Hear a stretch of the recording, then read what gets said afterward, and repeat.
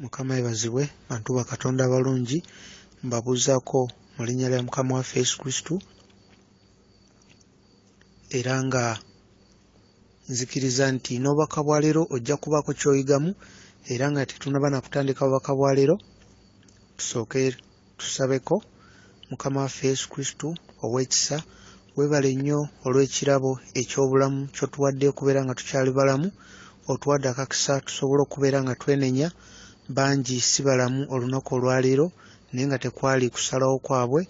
Weebale nnyo ayi Mukama olw'ekisa ky'otuwadde okubeera nti tusobola okusoma ekigambo kyo n'okiwuliriza nga tukozesa obuyinza bw'atuwa.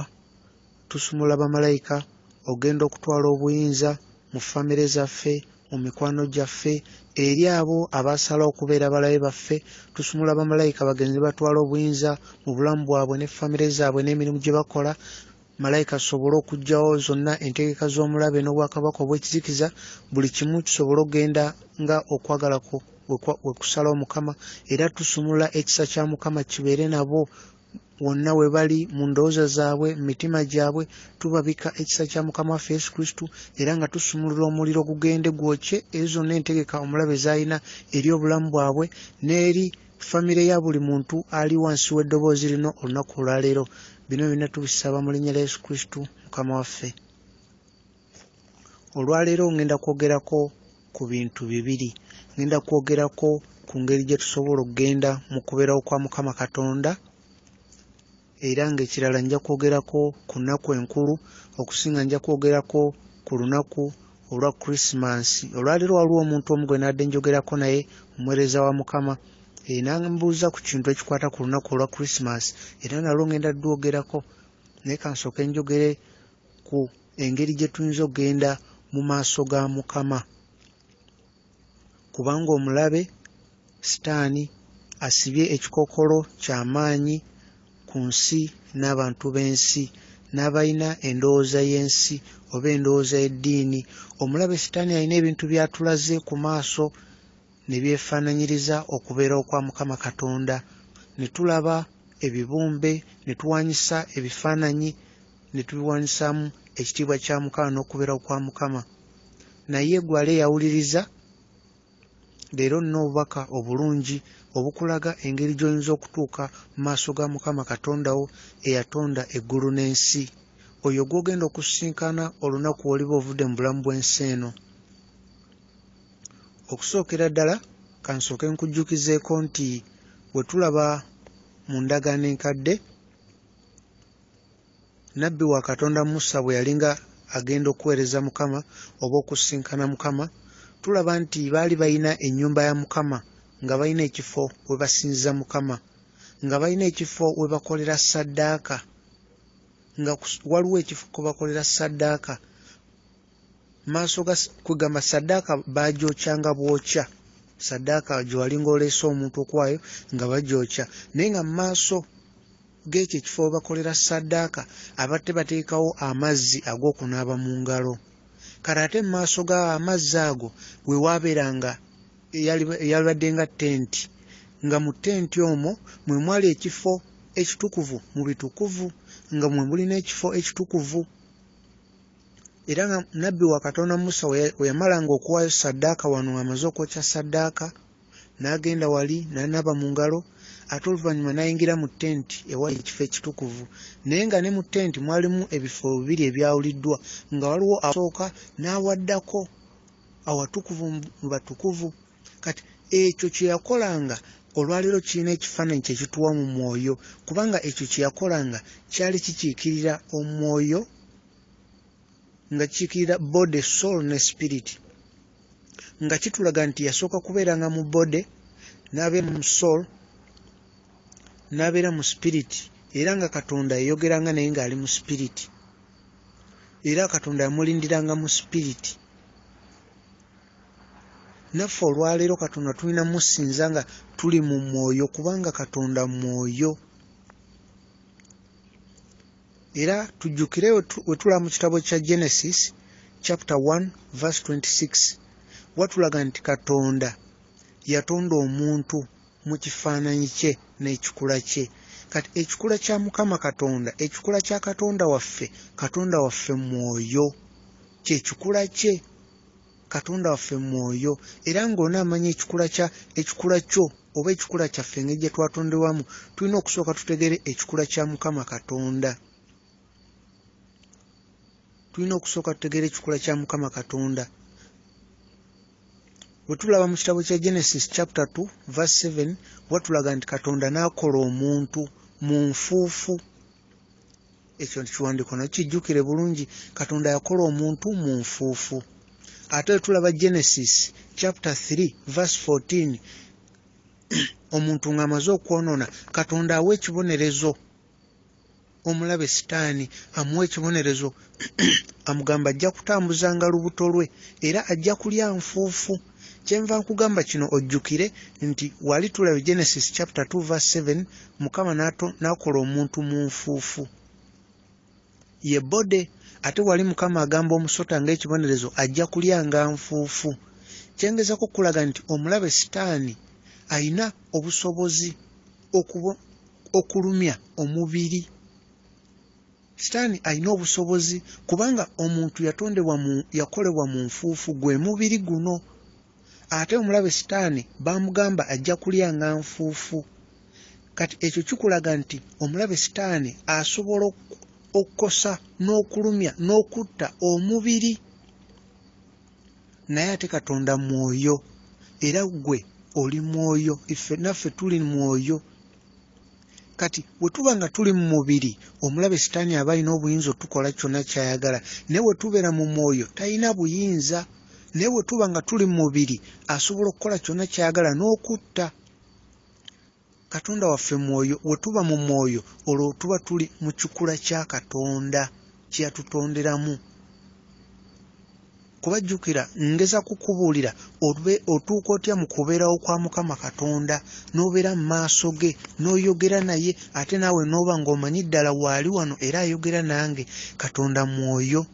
Tulina okusooka tuve mu mubiri tubeere ab'omwoyo, kubanga omubiri, omulabe Sitaani alina obuyinza obukosa omubiri. Omulabe Sitaani bamugamba ajja kulya nfuufu, ate tulabye Katonda yakola omuntu mu nfuufu.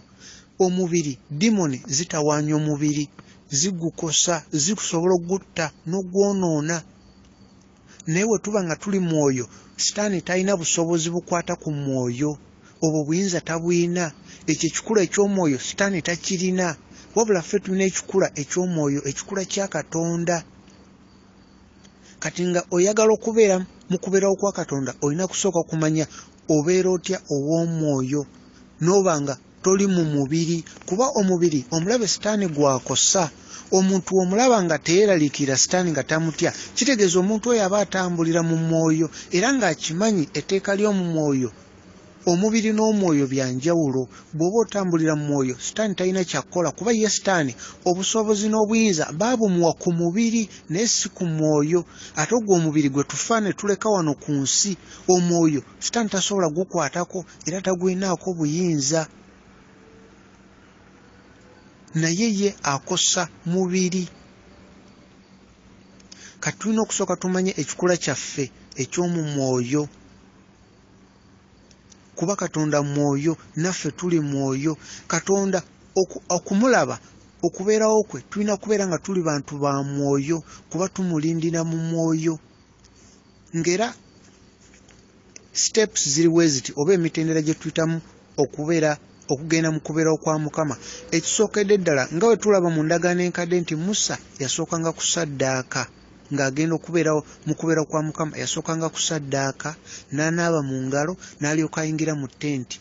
Kati naffe tulina kusooka kusaddaaka, kubanga Bayibuli eyogera etugamba mu kitabo kya Romans chapter 12 verse 1 ne verse 2 etugamba tuweeyo omubiri gwaffe nga saddaaka, tuweeyo omubiri gwaffe nga saddaaka ennamu, tusooke kusaddaaka. Kati ffe tetujja kusaddaaka nga mu ndagaano enkadde bwe basaddaakanga ebisolo, naye kati ffe tuwaayo omubiri gwaffe, tufa eri omubiri, tuwaayo ebyetaago by'omubiri eby'ensi eno. Okwo kwe kusaddaaka kwe tukola. nga oyagala okugenda mu kubeerawo kwa Mukama, ekyo kyosooka olina okufa eri omubiri, ebyetaago by'omubiri, kuba mu ebyo sitaani mwayita yaweebwa obuyinza nga mu kufa eri omubiri olwo oba otambulira mu butuukirivu olyoke ofe eri ekibi. Mukama waffe Yesu Kristo olwo atunaaze n'omusaayi gwe ng'osazeewo n'omutima gwo ofe eri ekibi, weeyawule ku mubiri, weeyawule ku bode, osigale mu spiriti. Olwo oba ofa eri ekibi. Nga ne Musa naye we yamalanga okusaddaaka n'agenda wali n'anaaba mu ngalo, olwo n'agenda mu kifo ekitukuvu. Naffe osooka kusaddaaka ng'owaayo omubiri gwo ng'esaddaaka ennamu. Ekyo ekyogerako mu Romans chapter 12 verse 1 ne 2. Kati womala okukola ekyo olwo ate tujja ku soul.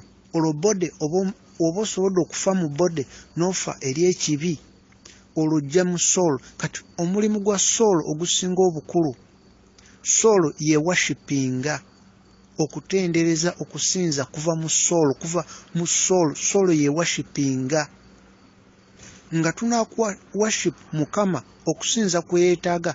Tujjukire Mukama ayogera mu Bayibuli nti abasinza Mukama be yeetaaga be bamusinza mu mwoyo ne mu mazima.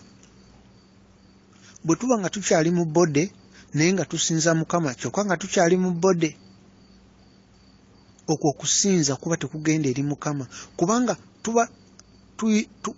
tuba tusinza nga twewulira naffe nga weewulira gwe ng'osinza, n'abakuliranye bakuwulira, ne Mukama abatakuwulira, kuba Mukama spiriti. Naffe tulina kubeera spirit, tulina kubeera mwoyo, Katonda mwoyo. Kati omwoyo guba gwogera n'omwoyo nga guyambibwako Mwoyo Mutukuvu gwe yatuwa. Tulina okusooka tuyige tubeera tutya abantu ab'omwoyo.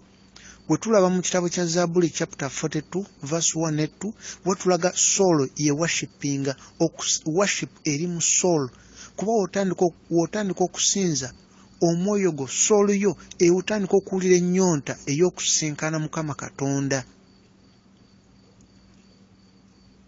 Soul yo etandika okuwulira ennyonta ey'okusinkana Mukama Katonda. Bw'osooka eddaala eryo ery'okusinza, olwo oba ogenda kuyingira wali mu mwoyo nga wavudde mu bode. Olwo w'oyingira wali mu mwoyo awali spirit, kyefaananyirizaako ne Musa bwe yatuukanga mu kifo ekitukuvu mu bitukuvu. Ati kati w'otuuka mu kifo ekyo oba olina okukola ekintu kimu, oba olina okukola ekyo ekiwandiikibwa mu Isaiah chapter 40 verse 31, kulindirira Mukama. W'otuuka mu mwoyo awo olindirira bulindizi teri kiddako, oba olindirira bulindizi Mukama, kubanga Mukama ye agamba abo abamulindirira bajja kubeera nga eagles, bajja kubuukira waggulu mu bbanga. Bajja kubuukira waggulu mu bbanga. Mu bbanga tebeerayo bode, mu bbanga wabaayo spirit. Mu bbanga tebeera bode, ebeera wano wansi ku nsi awali enfuufu, omulabe sitaani w'atambulira.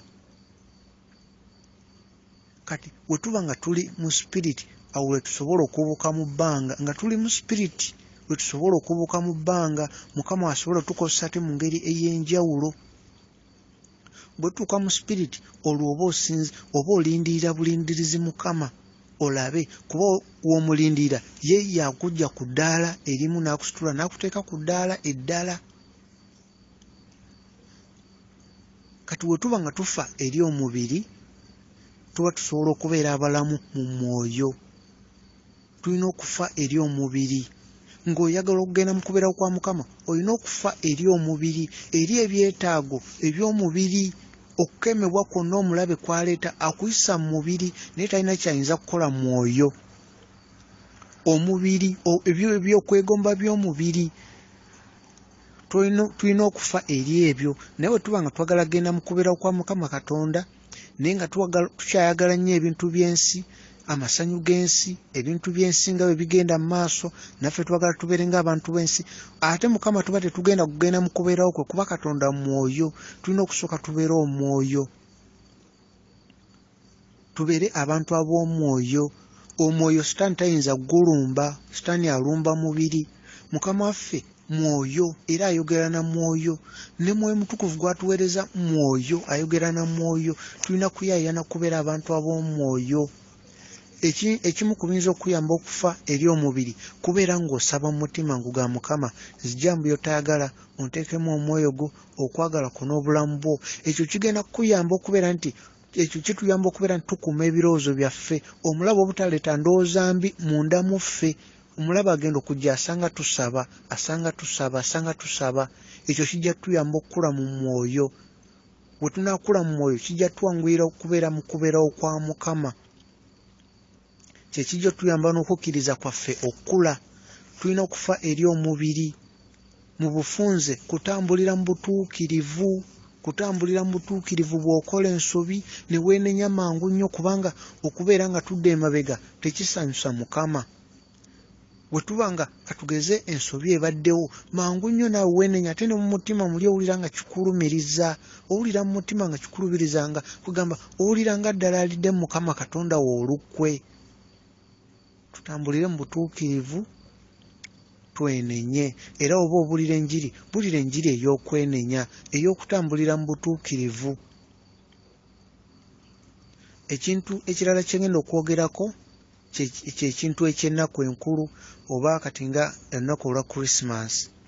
Era gwali eyo ampuliriza omukristaayo era gwe akkiriza mu Yesu Kristo, njagala okimanye kino nti olunaku olwa Christmas si lunaku lwe tulina okujaguza iffe oba lwe tulina okukuza iffe abakristaayo, kuba luno olunaku si lunaku ng'ensi bwe tulaga nti lunaku lwa mazaalibwa ga Mukama waffe Yesu Kristo. Nedda si bwe kiri. Ekyo kya bulimba. Era ngenda kukuwa ennyiriri eziraga ekyo kya bulimba. Era ekyo kugamba ensi, omulabe Sitaani kye yayagala tumanye okuva nga tukyali bato, tukule nga kye tulaba era nga kye tumanyi. Naye ng'eyo nkola ya nsi, ekyo kigendera kya nsi. Ennaku enkulu ezisinga zonna omulabe ze yateekawo, ennaku ng'eza Carnival, ennaku eza Halloween, Valentine's Day, Easter, okukuza omwaka. Ali yampuliriza muganda wange, ng'oyagala okumanya Katonda wo eyakutonda, Katonda oyo ow'omwoyo eyatonda eggulu n'ensi, Katonda wa Musa, Katonda wa Moses, Katonda wa Yosefu, ezo ennaku zonna za bulimba. Olunaku olwa Carnival, ensibuko yaalwo kugamba n'ekigambo kyokka Carnival kitegeeza oba nga asiibula omubiri, kiringa ng'ogamba nti olese omubiri. Carnival yabeerangawo kugamba lwe lunaku lwe baakolerangamu kugamba ebintu ebitasaanidde ddala ebikola eby'obwenzi. Era nga olw'okuba balinga bakimanyi ebintu ebyo tebisaanidde, bayambalanga masiki ne beebikkako mu maaso obutaswala. Olwo ne bakola ebitasaanidde nga buli omu yeebisse masiki nga tebeeraba na kweraba. Era Carnival eyo bwe yaggwanga ne bagamba nti ate kati kye bakoze kibi nnyo, ne bateekawo ennaku ne batandika okusiiba nga Carnival yakaggwa. Eri ew'omulabe Sitaani egy'owulira nti gye bagamba mu nnyanja, emikolo gyonna gye gyasooka bizze buzzi ku nsi, naye bo abagendayo byenjogerako babimanyi 100 ku 100. Ensi olunaku ng'olwa Halloween, olunaku olwo baalinga bakkiriza nti olwo olunaku abafu bakoma mu balamu. Kati nga basuubira omufu bw'aba yafa katugeze ng'akubanja oba nga mulina obutategeeragana, nga bamanyi oyo omufu agenda kujja butereevu ku nnyumba yo. Kati nga kye bakola bagamba katwambale ebintu naffe tufaanane abafu, bw'anajja aleme kuntegeera oba kunzijukira. Kyova olaba ku Halloween bambala ebintu nti onolaba ng'amagumba nga biki, bafaanane abafu.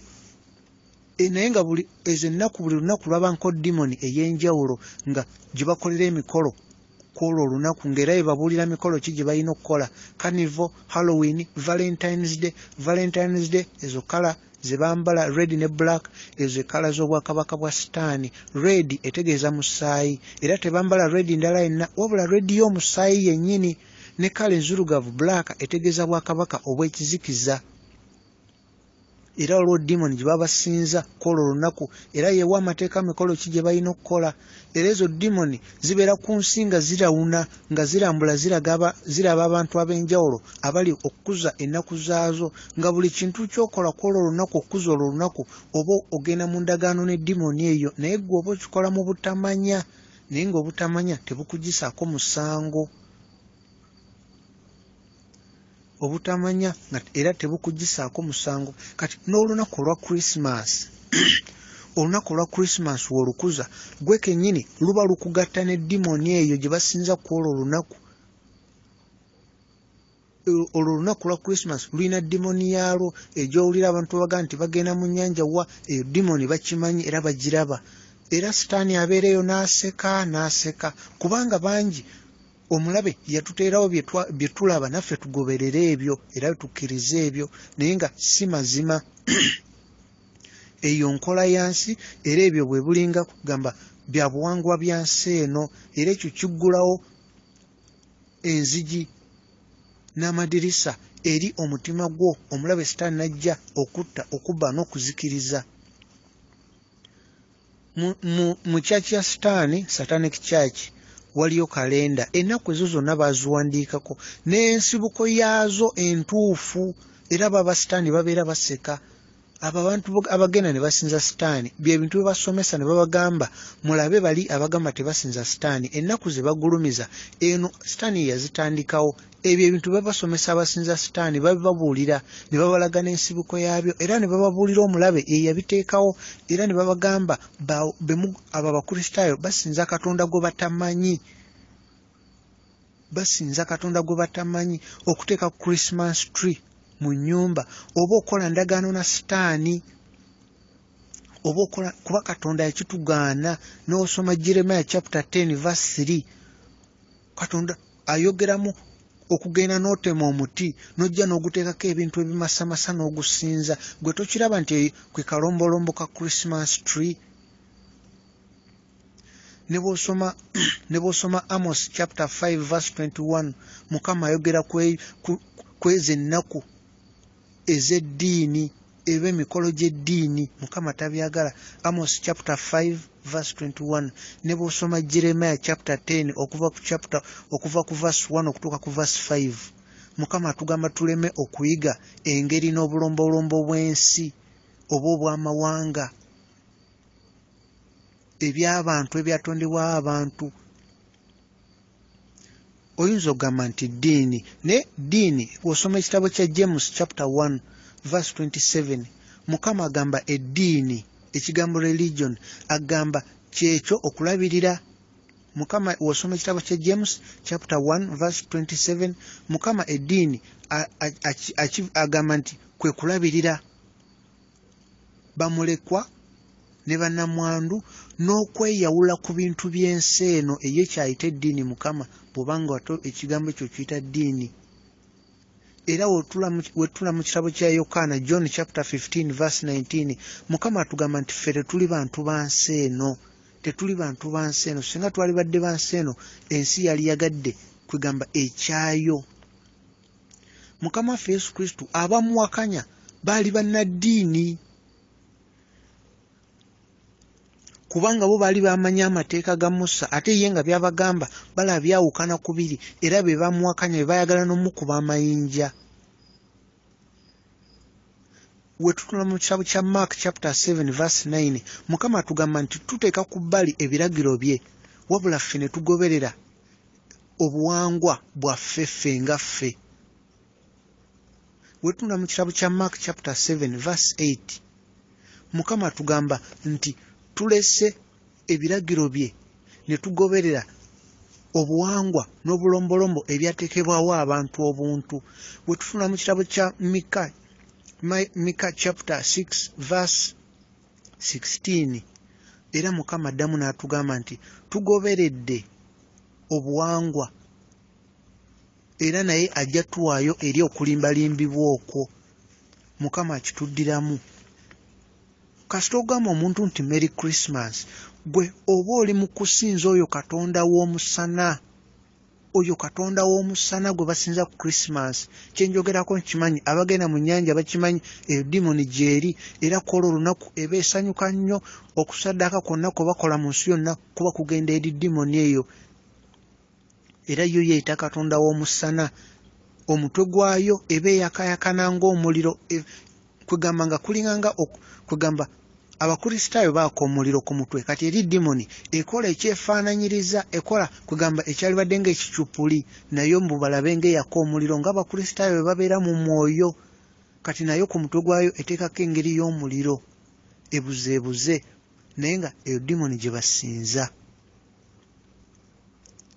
eyo demoni gye era ne Christmas omuntu asinza sitaani oba omuntu omulogo goyinza oga nti witch abasinza sitaani tosobola kumulaba n'amaaso go bwoti n'omutegeera okuggyako nga naawe oli muntu wa mwoyo naye nga oba toli mu mwoyo tosobola mutegeera kati Christmas si kirungi gw'ogende nga okwata birabo okuva ewa buli muntu b'otamanyi na gye babijje na kigendererwa kyabwe lwaki babigaba oluusi na mikolo ki gye bakoleddeko olwo olunaku bakola emikolo ku birabo bingi omuntu n'agenda ng'abigaba kuba y'enkola ya demoni eno eragira ebintu weebityo era okusinga ebirabo bino balina biwa baana bato naye nga buli gwe bawa ekirabo baba baguddewo oluggi bagguliddewo demoni eri oluggi nga bagiwadde obuyinza mu bulamu bw'omuntu oyo kuba baakutta ekirabo oluusi kye bakoleddeko emikolo okuva wa demoni eyo sigamba nti bonna abagaba ebirabo naye mulimu n'abo ababigaba n'ekigendeerwa ekyo kyenjogerako nkimanyi bulungi nnyo we tutunula mu kitabo kya Matthew chapter 10 verse 34 Mukama waffe Yesu Kristo agamba bw'ati Matthew chapter 10 verse 34 okutuuka ku 37 Mukama waffe Yesu Kristo agamba tetulowooza nti yajja okuleeta emirembe ku nsi naye yaleeta kisi yajja okwawula kubanga abamugoberera wagenda kubawo okwawula owooluganda ayagala kukola bintu bya nsi ate gwe oyagala kukola amazima kye gagamba bayibuli kyegamba kwekwo okwawula Matthew chapter 10 verse 32 Mukama era ayogera agamba buli muntu kwegamba agaba buli muntu anayogera amazima mu maaso ge n'atatya mu maaso g'abalala naye tajja kwegamba naye ajja kubeerawo ku lulwe mu maaso ga kitaffe mu ggulu kale leero gwe omanya amazima n'osirika naye nga otya abantu kye banaalowooza n'ensi kye naalowooza oba weeganya Yesu Kristo mu lujjudde oba weeganya Yesu Kristo mu Bible temuli kigambo Christmas temuli Merry Christmas tojja kusanga mu Easter tojja kusanga mu Carnival tojja kusanga mu Halloween togenda kusanga mu kigambo Christmas tree mu Bible kye kigambo kya Katonda ebyo ebintu byakolebwa muntu ku buntu osobola bikola okusanyusa abalala naye nga munda mu ggwe oguliddewo sitaani amakubo okujja okubba okutta n'okuzikiriza era ewa sitaani ku lunaku olukulu ng'olwo olwa Christmas ewa sitaani wabayo essanyu ly'amaanyi nnyo kubanga akimanyi olwo olunaku buli demoni etwala ebitundu demoni ezireeta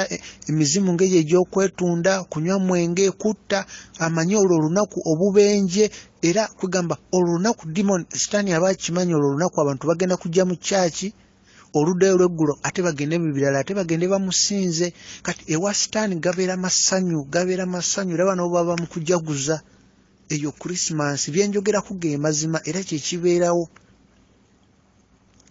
wetunula mu Matthew chapter 10 verse 14 Mukama waffe Yesu Kristo agamba oyo yenna atawuliriza ebigambo byo gw'oba omuwulidde amazima muleke tambula ogende obuulire n'omulala oba va mu kibuga ekyo ogende obuulire n'abalala oyo aganye okuwulira gwe muleke tambula togenda obuulire n'omulala tomuwakanya muleke tambula ogende obuulire n'omulala Matthew chapter 10 verse 26 Mukama waffe atugamba obutatya totya kubanga tewali ekyo kyonna ku ebyakwekebwa ekitajja kuteekebwa mu lujjudde omulabe sitaani ebintu byataddewo mu nsi eno byayagala tumanye era byagala tukule nga tumanyi era byagala abaana bakule nga bamanyi bw'atyo sitaani ye bw'afuga ensi eno aleeta obulimba n'abwambaza ekyambalo kifanne amazima naye era amazima ge gajja okukusumulula gakuwa eddembe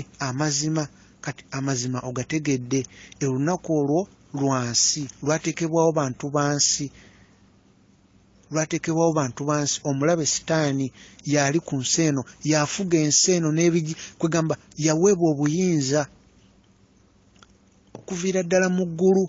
Omulabe Sitaani we yazuulibwa nga mutima gwe ayinamu amalala ng'ajeemedde Katonda, Mukama waffe Yesu Kristo yamuleka n'agenda ewa bamalayika bonna n'abakema, era abamu ne bagenda naye. Kati ne wano ku nsi baamuwa obuyinza ajja akeme buli omu, aleete okubuzaabuza kwonna. Oyo ddala ye asaze okugobera Yesu Kristo, asalawo na mutima gwe okugobera Yesu Kristo, nga takikola lwa balala, takikola lwa bantu bansi eno, takikola lwa bazadde be, wabula ng'akikola olw'omwoyo gwe ye nga ye gw'amanyi tugugenda kununula Yesu Kristo ku lunaku olusembayo aleme genda mu muliro, ng'okikola ku lulwo, nga tokikola lwa muganda wo olwa lwansi oba olw'ebyobuwangwa by'ozza okulolaba.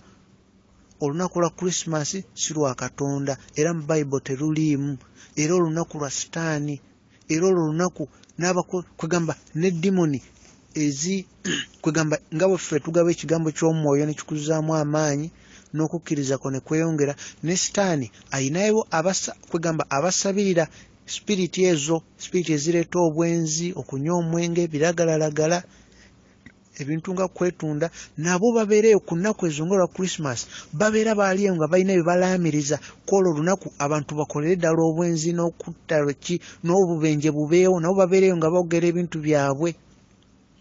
Ate basaba n'otusinga ffe, kuba bo basaba okuva ku makya ssaawa emu ne batuusa ekiro ssaawa 2 nga tebawummudde emisana wonna, era ye waabwe tebawummula.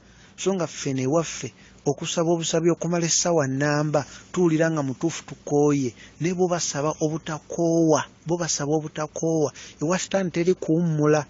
Abantu abawa obugagga n'abawa byonna, naye n'abaggyako ekiyitibwa emirembe mu mutima, ekyo akijjawo obutereevu kyonna, wabula n'abawa ekifaananyi ku maaso ky'otunula n'ogaba mutuufu kuga ne bakwegombesa, naye nga gwe kyolaba ku maaso, naye nga ekitibwa emirembe mu mutima tebamanyi na bwe kifaanana. Mukama bakuume, kansuubire olina ky'oyizeemu ali eyo. Tusinze Mukama Katonda mu mwoyo ne mu mazima. Yesu Kristo mwoyo, ng'oyagala ogenda mu kubeerawo kwa Katonda, sooka weeyawule ku bintu by'ensi eno, obulamu bwo bukyuke, osinze Mukama ng'okijja mu mwoyo ne mu mazima. Katonda waffe mwoyo, tandika okuyaayana okubeera omuntu ow'omwoyo. Yesu Kristo Katonda waffe mwoyo, bw'onaabeera ow'omwoyo ojja kuliziganya naye, kubanga ye mwoyo, omwoyo gujja kwogera n'omwoyo, si mwoyo ate ayogere naffe ffe nga tuli mu mubiri. Nedda, beera omuntu w'omwoyo, omwoyo gujja kwogera n'omwoyo nga guyambibwako Mwoyo Mutukuvu. Ojja kubeera mu maaso ga Mukama Katonda wo eyakutonda, osobola okukikola wekka nga tewali na muntu akuyambyeko, kasita oba ng'oli mumalirivu, ng'era kwe kuyaayanako mu mutima gwo, ne weeyawula ku kibi n'otambulira mu tuukirivu. Bw'oba okoze ensobi ne weenenya. Mukama bakuume.